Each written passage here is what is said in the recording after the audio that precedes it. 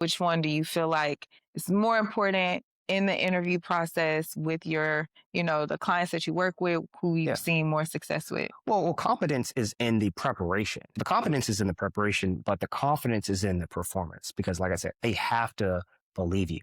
You need to know the story versus memorize the story, like you were talking about. You need to know it. And if you watch reels of Oscar winners and different famous actors, they would tell you most of the scenes that we love from our favorite movies or improv. So there was a script, a director, a screenwriter, all these folks wrote the script.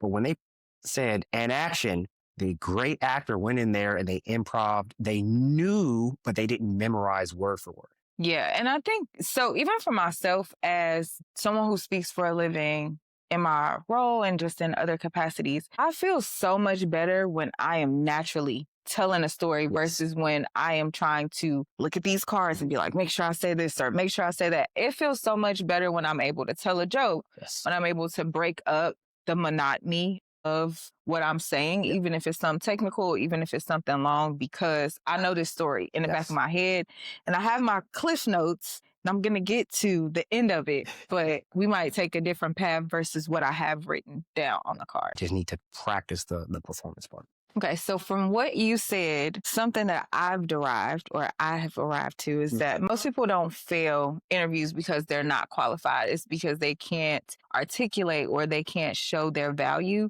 in the conversations that they're having with the Absolutely. interviewers.